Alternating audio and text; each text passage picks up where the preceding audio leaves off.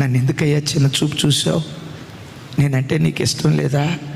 నేనంటే నీకు ప్రేమ లేదా? నా భక్తి నీకు నచ్చలేదా? అసలు నేనే నీకు నచ్చలేదా? ఎందుకయ్యా ఆపద వెంబడి ఆపద? ఎందుకు నా బ్రతుకులో ఈ శ్రమను అనుమతిస్తున్నావని మీలో ఎవరైనా ఏడుస్తూ ఈ ప్రార్థనకు వచ్చారా? ఏడుస్తూ ఈ వాక్యం వింటున్నారా?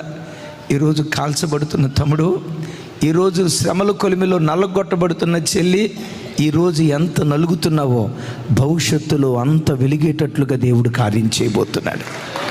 ఈరోజు అరణ్య మార్గం గుండా దేవుడు నేను తీసుకొని వెళ్తున్నాడంటే రేపు హోరేబుకు నువ్వు చేరబోతున్నావు, దేవుని పర్వతాన్ని ముఖాముఖిగా చూడబోతున్నావు అన్న విశ్వాసంతో శ్రమల మధ్యలో కాల్చబడేటప్పుడు శ్రమలు తీసేయి ప్రభా, తప్పులేదు అడగటం, శ్రమలు తీసేయి ప్రభా అని అడిగేదానికంటే దానితో పాటు ఈ శ్రమలను భరించడానికి కావలసిన శక్తి దయచేవా? ఈ బాధను